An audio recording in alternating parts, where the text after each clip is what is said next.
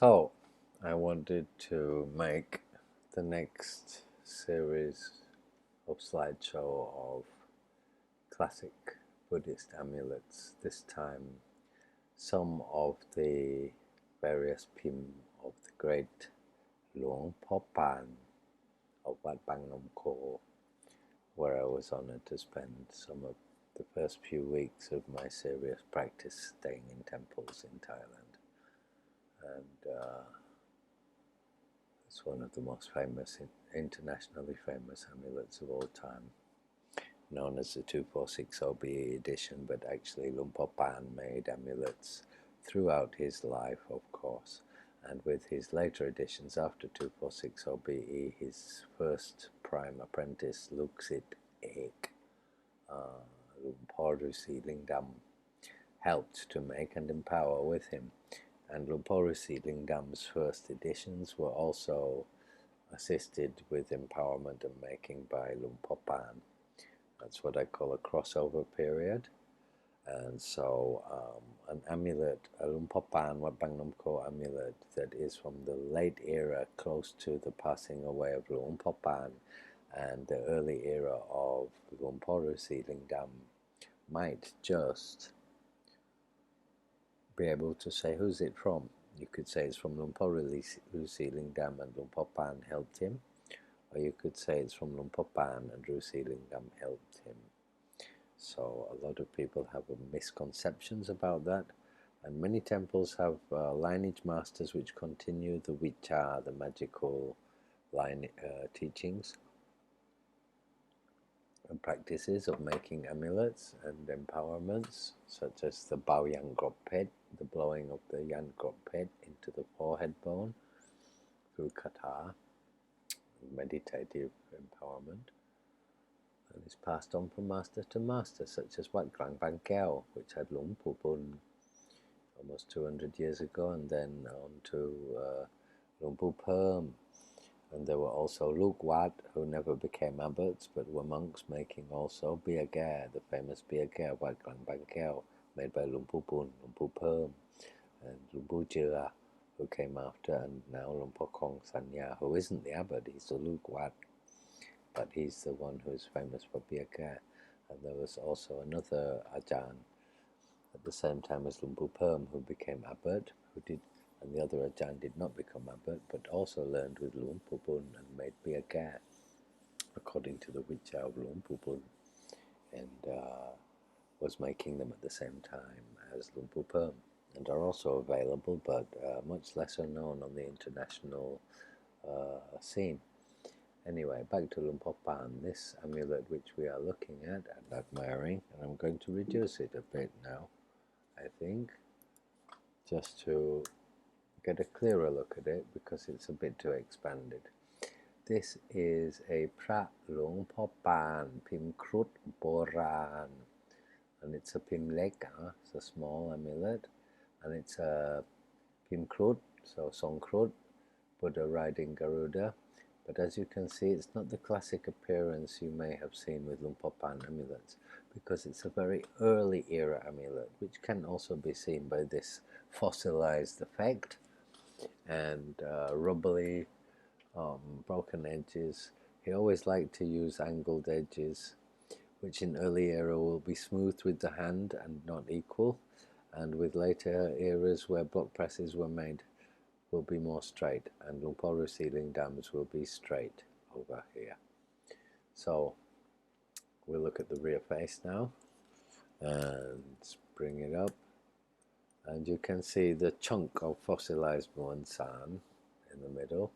You can see the lines of where it has been laid upon a surface.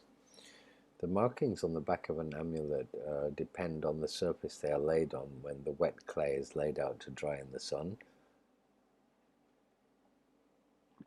which is why with Pratsomdet amulets you will see lined effects, scratchy effects, smooth effects if it was laid on marble, if it was laid on a blackboard or a piece of board, wooden board, or if it was laid on a piece of rough stone, or if it was laid on something that caused it to make kind of like ridges along the back, horizontally, like from lines to lines to lines, which I'll show you in Somdet again another day. So we'll now just go from Buddha riding animals to have a quick look. Most people know the pinkish and brownish Luk Om Pong Yan Grok Pet Diamond Armor Powders Luk Om. This is the Luk Om Pong Putakun of Luang Por Parn, the other one he made, one of the various ones he made. And so to take a look at them one side, we can see some little red flecks, and you can see the slight ridged, I call them maggot lines, almost a maggot line effect, not quite. Maybe you would say that they were, sorry about the noise, it was a hard drive falling down. One would say that perhaps like a planet, you know, like the ridges on a planet. This could be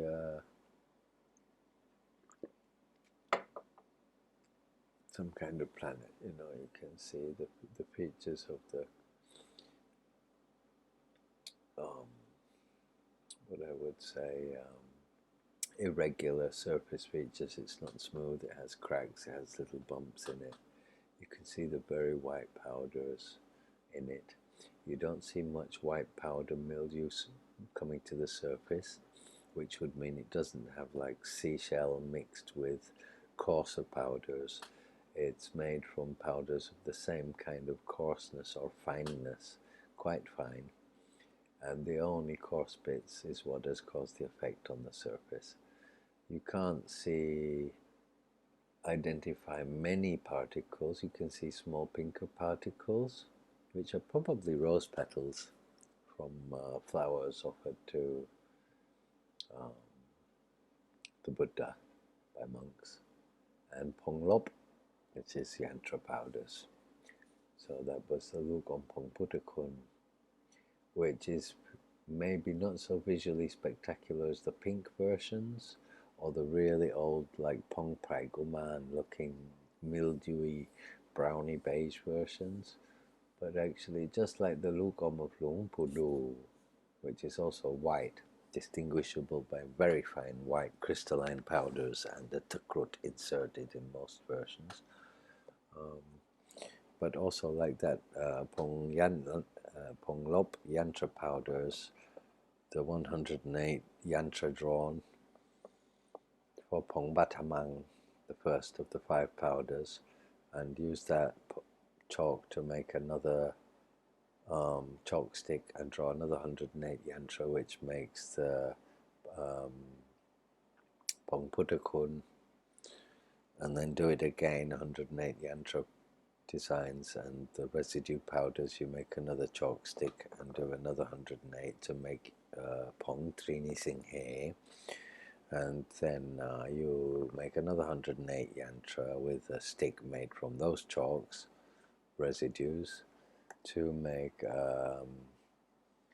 Pong Itije or Itaje, depending on who says it, to your preference. I say Itije, I find it more correct, and all earlier records use that pronunciation, so I prefer to stick with the old pronunciation. And how Somdet To pronounced it. And the 5th powder would be, of course, Pong Maharaj, made with 108 yantra drawn from the chalk stick made with Pong Trini Sing He. Yeah. And so Pong Putakun is made with a chalk stick that has been molded from Pong Batamang, and Pong Trini Sing He is made from a chalk stick that has been made from Pong Putakun, and Pong Itije is made from a chalk stick that is made from Pong Trini Sing He, and Pong Itije and Pong Maharaj is made from a chalk stick made from Pong Itije. So that takes about a decade to make those powders, to be honest, as a solo monk, like Somnetto did.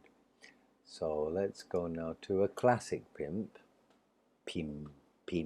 It's written pimp with a P on the end and a little squiggle above the last P in Thai, the Thai P, which means silence it. So you say Pim. This Pim, which means model, or this particular design, is the Phra Phutta Jau Pratap Sat, the official name, which means the Buddha. Pratap is a sacred name only usable with sacred things for seated upon. Nang means to sit on for a person, but if it's a Buddha, he Pratap means like seated upon the throne. Pratap Sat, seated above animals. Yeah. Some people call it Prat Luang Por Parn, Wat Bang Nom Kho. That's what everybody knows it as. I would like to just indicate this area. This piece here is the letter A. Yeah? It looks like two R's with a line between them. Yeah? And this piece here is the tail of the letter O. Whoops. The letter O. I don't know why it's doing that. And we can see this tail here touches the letter A, which in this particular Pim, not all, will be evident. We can now take notice of the tail area, and if we see, if we see here, you can see that 2 of the 5, this is Pim Song Gai riding a rooster, Hang Ha Sen, 5-lined tail, 5-feathered tail. You can see these 2 of the 5 feathers joined together. There's another version where it's much thinner, but they also join together. So there is more than one Pim. And here is the thing. Luang Por Parn is famous for 5-6 Pim of the Phra Phutta Jau Pratap Sat amulet. However, there were well over 80, at least 80 plus Pim known to have been made. And I have got this from old people, I've got this from the internet, from books, and don't forget, I sat nearly midnight in the Guti hut of the abbot of Wat Bang Nom Kho, with him learning to meditate, and I spent weeks living there as a Lukwat and sleeping in the Guti with the monks and praying in the mornings and the evenings in the Uposada, and sitting in the amulet area talking with those guys and learning how to do the Vicha Yan Grot Pet, for which Luang Por Parn was so famous. And I spent a night in the cemetery with a Tudong Glot under the umbrella with the mosquito net in the cemetery of Wat Bang Nom Kho of Luang Por Parn alone. And I didn't learn everything I know now about the Luang Por Parn amulets, and I'm still learning. You never stop learning. With over 80 models, you never end it. So I know the ones I know, and I'm learning the ones I'm still learning to know. This is one that I know. You can see it's very dry. It's Nirjat. You can see the holes, the pinholes, which I call Roi Kempo, markings of the needles of a crab, which the crab has needle-like feet, so it looks like a crab's been walking across it. It's one of the ways in Thailand that we refer to effects, the surface textures of amulets, and we would say Nirjat, Jan, which means it's very dry and powdery. It's not oily and kind of fossilized, which makes it look newer to an untrained eye.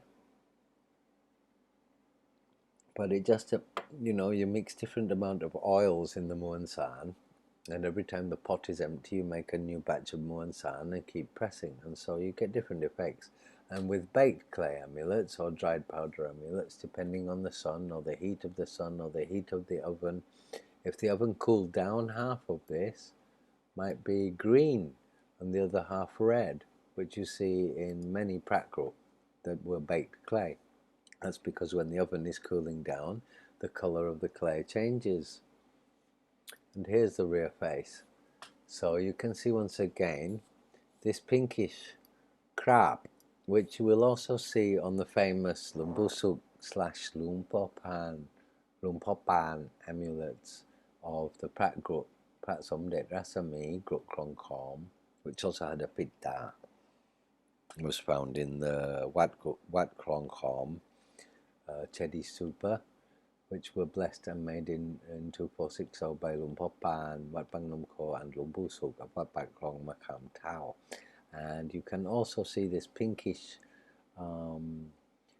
mildew arise, although they were placed in and made in different places. But this shows evidence that the muon san contains the same thing that causes this pink mildew, regardless of being placed in different group, which also indicates having been made from the same masters, which shows that Luang Por Parn's muon san went in the Prat Group Krongkhom as well as his classic Wat Bang Nom Kho amulets. Yeah.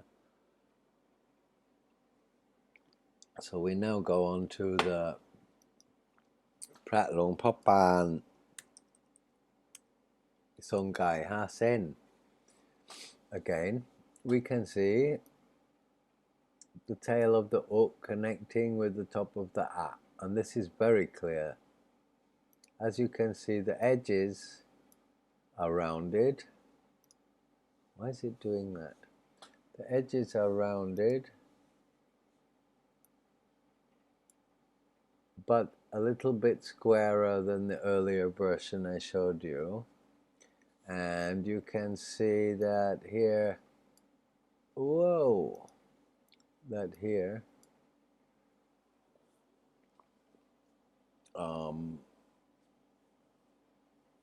almost three are connected. Yeah, so it's a different pim. And you can see that the claws here are closer to the bottom. Yeah, but also oh, whoa, I don't know why it's doing that. I don't know why it's doing that. The O, the tail of the O meets with the A. Some of these, the Ma and the A, or the O and the O, are backwards. In this case, they're the right way around, but there are also reverse versions of the same pim, and you see this doesn't have a lotus days. Yeah, some will have triple single days, some will have a single lotus days with a line under it, some will have just a single lotus days, some will have a twin lotus days of the riding the cockerel, of riding the bird, of riding the Hanuman, and there are 80 plus models. So this is to destroy the fallacy that the old school Sien Prat of the Pantip and the Tapajan and all of those places, who I highly respect for having curated what they knew till then, but in the age of the internet, the knowledge has increased. And with 20 or 25 years of study, and the last 7 to 10 years of up to 18 hours all day, my whole day is just studying amulet books, thousands of amulets in my house, authenticated, to learn from and compare and publish and write and read, has just exploded the knowledge, and I like to share it with you. Excuse me. This is the evening. I've finish my normal work, and I'm making this for you. Because I do intend to start introducing Pat Luang Por Parn as well, and I don't want too many doubts and questions, because it's time consuming. So I'd rather consume the time making this tutorial to upload to YouTube and Facebook for your pleasure and enjoyment and increased learning. Look at the fingerprint on the back of this one. It's not a very clear picture, but it's clear enough for us to see. Can you see how fossilized the deep fingerprint lines are? How hard and stone this is, yeah? And the scratches on the back, you can see this has been placed on a wooden board or maybe a piece of stone that was scratched in different directions. The irregularity of the outside. You look at the edges, the corners of all four edges of the amulet. They are angled, but they are not so straight. So I would say somewhere between the other two where I mentioned the angles. One of them had quite straight angles, the other one had very smooth angles. This one is somewhere between, and so I would date it at somewhere between. Yeah. From the Muan San, I would say it's older rather than younger. Looking at these fingerprints, actually probably early era. Probably early era. So here we have another one, which is Nerjat. It's hang. It's quite dry. We can see mildew arising, so this has the presence of Pongputakun, or has been placed in gro, meaning it has been buried. Because when you make 84,000 Pratsomdet amulets, according to the 84,000 sutras of the Tripitaka, for example, and I think they probably made 84,000 of these, which is why they made 80 Pim. Oh, and by the way, the Pratsomdet, which is supposed to have 10 Pim, 10 models. Actually, I have seen royal decree documentation that says 173 different models were made of Pratsomdet, and there were 80 plus models made of the Wat Bang Nom Kho amulets. Because you make 84,000 amulets, if you make them all the same model, there's going to be too many, and they're not going to be rare, and they wouldn't be as rare as they were today. So this is a Pim Ki Gai Sam Sen, 3 feathered tail cockerel riding Buddha with a Tan Bua Met Ning Shan with a 1-tiered lotus dace, and it's Buamet. Buamet means not the teardrop shaped lotus petals, which also can be found, rather like bead shaped lotus petals. You can see they're round like little footballs, like little beads. So there's another Pim. You look at the edges, very nice and rounded. You look at the Roi Pu Kem, Roi Kem Po, as if the little dots and holes in it, like a crab's been sticking his pincers in there as he walked along. You can see the tail of the it's going to change to the back face again now, I know it. The tail of the touching with the A. On the left side you can't really see it, but it does touch. You should always take notice of the head as well of each Pim, with the ears and the roundness and the top knot. And the top knot. Yeah. The hands.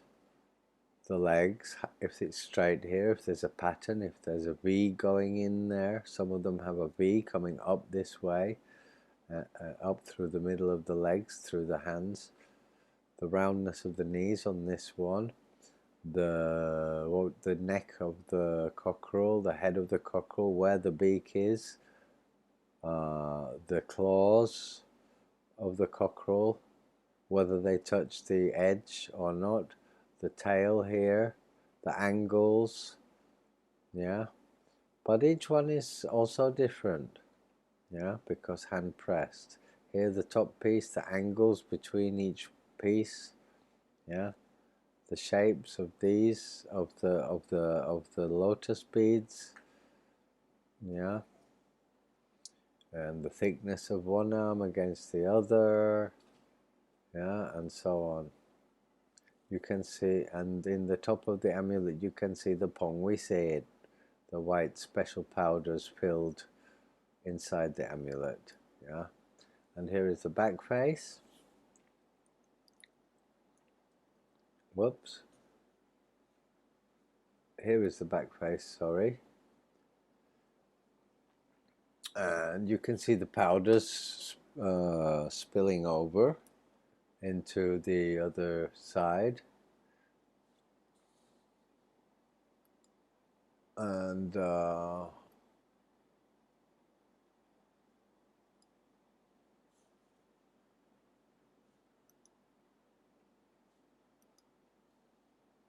you can see a very irregular face here where the thumb on the bottom has left an imprint. You can see it's not as fossilized as the one I mentioned earlier, yeah, and so less old, or kept under different circumstances and different environmental conditions, or worn less, worn more, been in a drier situation, a moister situation, also affects this. So judging the age, you also have to take those aspects into consideration, where two amulets might look younger and older when actually they're the same age but have endured different environmental conditions. But usually I would say this is slightly later, but still very old. This would be a 2460, about that. This I would, there's a lot of Wan Sabu in that, to be quite honest, and Pong Yang Grot Pet. This one I really like a lot. I would call it a Pim Boran. You can see that what do you call that? The neck of the chicken, the comb is more coarse. I find it more graceful. It's not as rounded. The feet, a bit harder to see. They're more raised here, the three samsen, and thinner, which is more beautiful. They fade out more. They're not as long. The tail is a bit straighter and more horizontal. It's also Bua Met Shandiao. It's actually the same Pim. It's actually the same Pim, but it's not the same block press, because this, the left knee to our side, the Buddha's right knee, is actually bigger, yeah,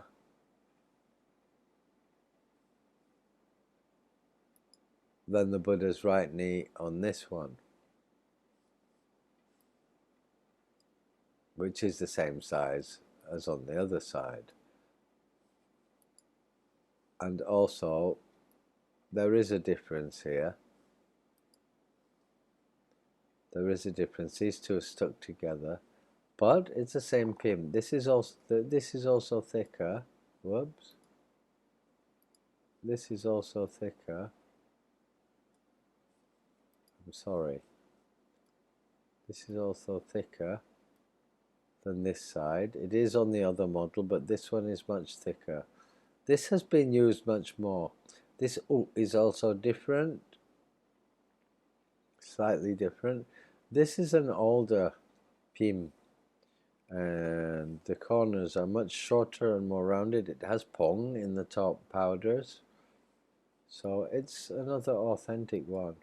And I would then look at this one, the Key Crud. The Key Crud. And I would indicate at first here, you can see this bowed bow-shaped dais without a lotus. There are lotus ones.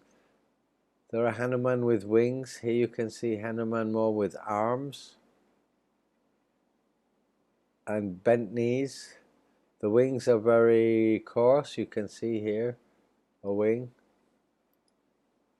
You can see here a wing. And here 2 feathers of a wing. Here is very coarse. You can see the depth of the head here. You look at the arms here, they're much more equal, and this one is thicker on this side. You have a double line with the hands here. Yeah. You have a line through here. And this is only one of many Pim Song Hanuman. Song Hanuman. Song Krut.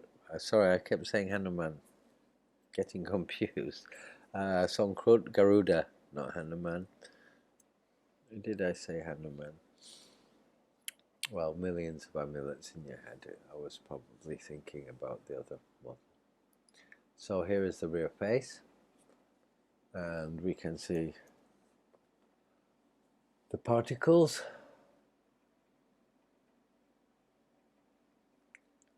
I'm remaining silent so we can look. And I'm going to expand it. It's not such a clear picture, but it expanded a bit. So we can see the particles in the back face. You see the little black dots, which is often seen in this era of his amulets. And this is, of course, a Pim Boran, meaning Boran means ancient, is a key main. This is a key main leg. Small Pim is a small model, and means riding the porcupine. And you can see, of course, the porcupine is a much more basic model, probably from a wooden block press or a shaving stone carved block press made by a local artisan, or maybe just handmade by Luang Por Parn himself, and much more simple. For me, very sacred. You can see this kind of fossil. Whoa. You can see this kind of fossilized protrusion. You can see the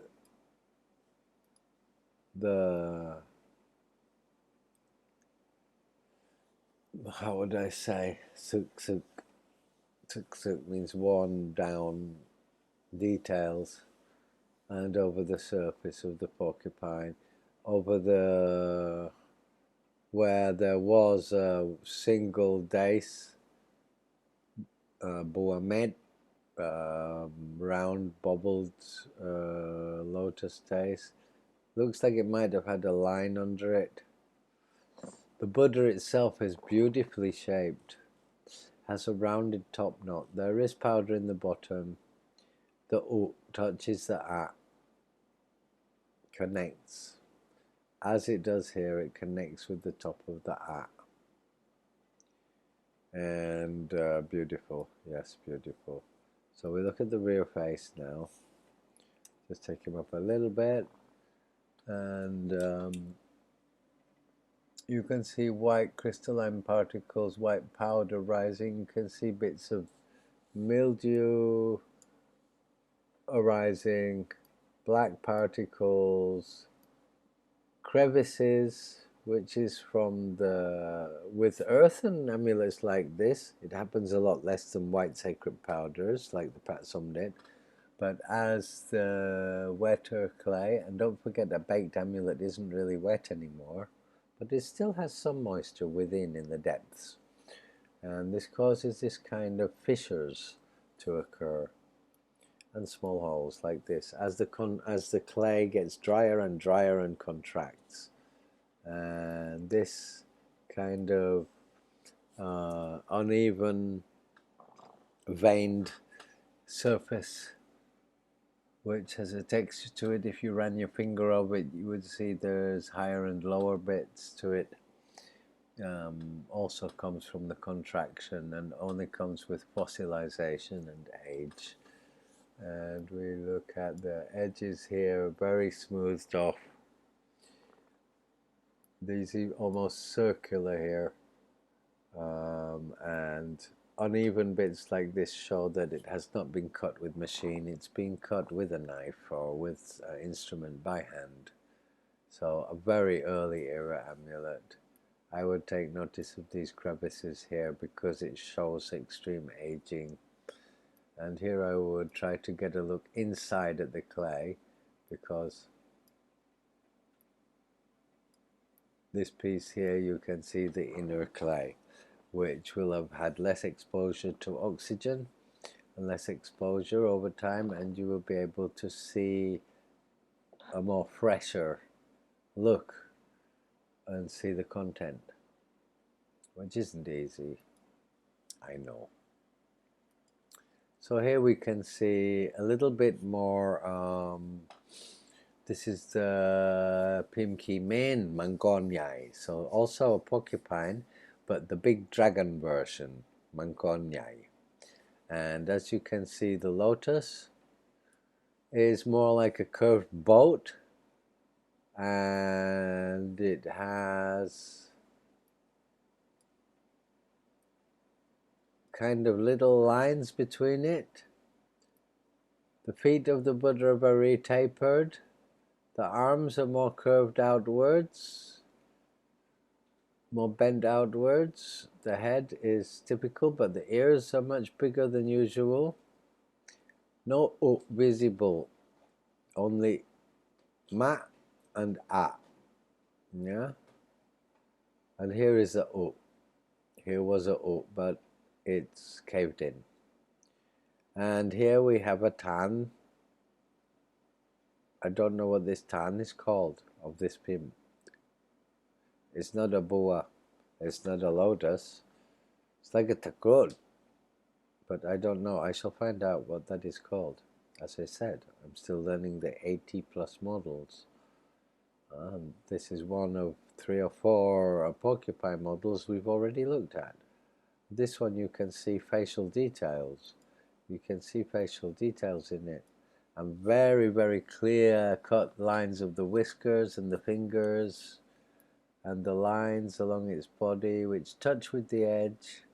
You can see whiter powders around the edges where the surface has become exposed, whereas it's pinkish on the outside, which once again and in the middle you can see the whiter powders. So this amulet was actually a white powder amulet, and this pinkish effect is the mildew which I was talking about, found in the Luang Por Parn, which Luang Por Parn had a hand in, and in the Wat Bang Nom Kho amulet. So this is Nua Pong, Nua Cow, but it has the red mildew, or from the baking process, as I said, which I doubt, because then the edges would also, if it was cooled down, here would be green on the edges, and if it was too hot, then here would be red, but the edges would not be white, they would be black.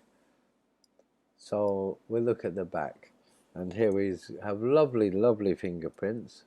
Whoops. You can see the thumbprints, and you can see a line here of fissure. Whoops, a line of fissures. A line of fissures or holes, which just contractions. And the edges here, this hand. Sorry, this hand cut edges molded.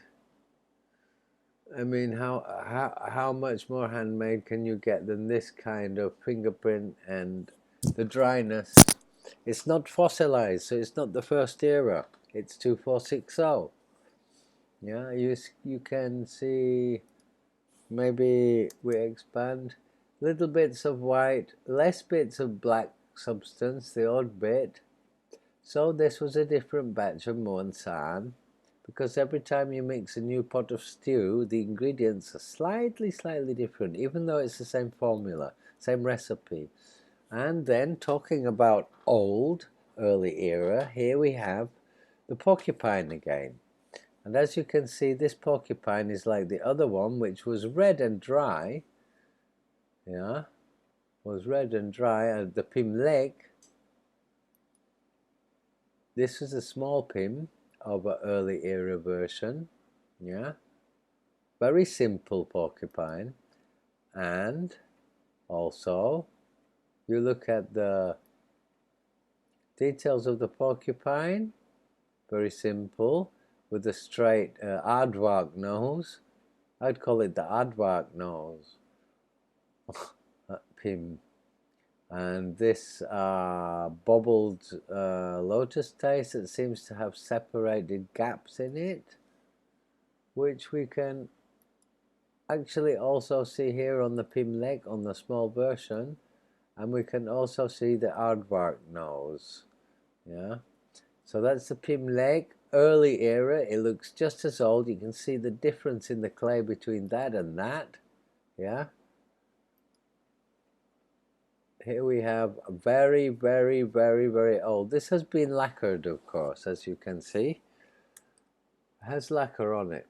You can see this greeny white substance coming out too, which you see on, in small portions on the Wat Bang Nom Kho amulet.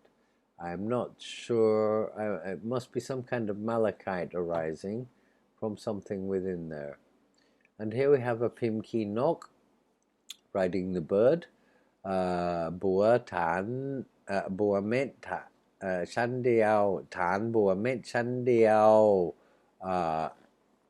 rong san, which means a dice made of bead-shaped lotus petals with a story below it, a story as in 2 stories, 3-story building, with a dice below it, a straight dice.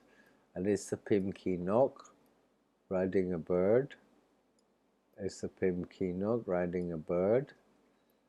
This with the claw here, in this particular Pim is important, but you can't really see the details of the points of the claw and where they should arrive. And the head, the eye, and the beak will tell you a lot if you can find a clear version of this block press. But this is very early. If you look at the powders in the top, you can see extreme age and the lettering and just the surface, you know, and the hole in the chest with the contraction. This is a seriously ancient early era Luang Por Parn amulet. He made throughout his life, as I said, not just 2460 BE. Yeah, Pat Luang Por Parn. You look at the fingerprint on the back of this, yeah, it's fossilized, yeah, and you look at the fingerprint on the back of this, it's not fossilized, but it's old, and it's so old that it's dry as a desert, yeah, yeah.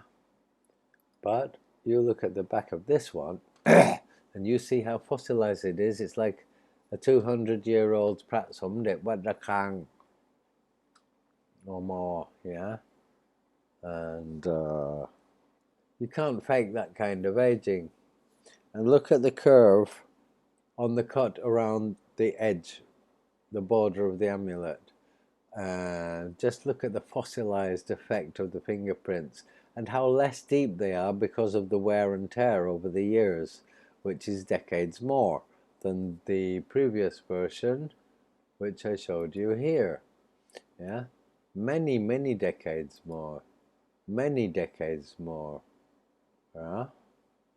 So let's take a look at another one, which is also again a Pim Ki guy, and we can see here the crest is thicker than the other slimmer, more tapered one I showed you, as is the beak, much thicker, more like a pelican beak.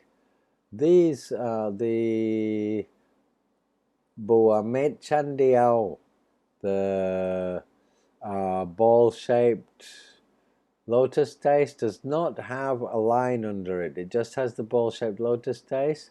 The 3 lines of the tail are a bit more tapered, but still short, but more tapered and longer than a previous one I just showed. Yeah, we can see the white mildew on the surface. We can see the edges are smooth but a little bit more angled than the earliest era. Yeah, we can see the gap between in the center on the lotus tace, the missing bubble. This one has the knee to our left larger than the knee to the right, so it belongs to one of the other pimp. If you remember, I mentioned where the knee was bigger on one but not on the other.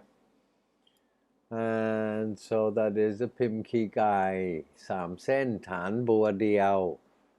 Yeah, Bua Met. And here is the rear face. And here you can see plenty of particles of the white stuff. You can, we'll make it bigger.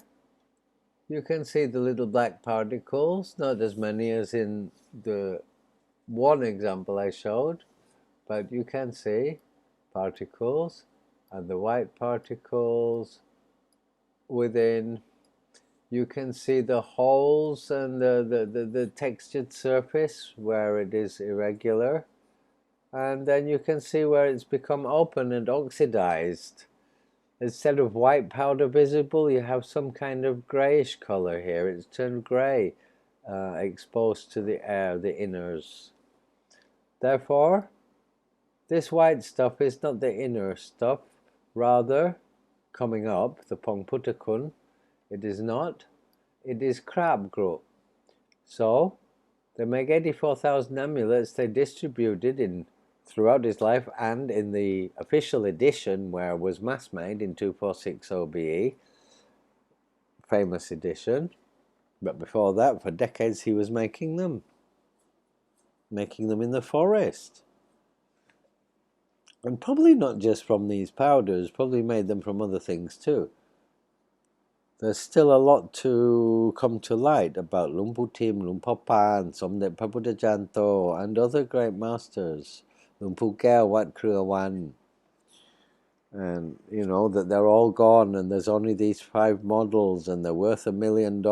Rubbish, rubbish, rubbish.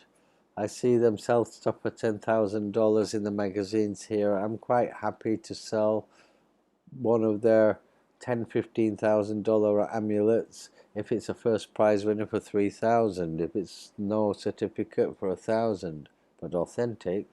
But some people are charging ridiculous prices. That is also a fallacy. You can find these things. They're expensive, but they're not that expensive as we have been taught to believe. So I'll leave you with a picture of the Pim leg because it's a picture of Songkrut, Garuda, riding Garuda, not Hanuman. And just look at that megalith effect and how much older that is than the classic editions we know. And that was Amulet Talk, classic amulet, classic Buddhist amulets, I believe episode 4. So for Amulet Talk, which I will be sharing to the Amulet Talk channel, and the Thailand Amulet, thailandamulet.net YouTube channel for enjoyment, meaning sharing it from my own channel, because I'm going to upload this, I think, to the Ajahn Spencer channel. No, I'm not. I always upload this to the Thailand Amulets YouTube channel or to the Amulets TV YouTube channel. This is going, I believe, on Thailand Amulets YouTube channel. Yes. You know why? That's the only one that is monetized. So I get a little bit of money if a lot of people watch this, which would rentabilize my time. Not that I love money, but why not? If it's for free, upload a video. You can upload it for nothing, or you can upload it for free. So, Ajahn Spencer for the Buddha Magic Project, signing off. ลูกอมหลวงพ่อปานของพุทธคุณ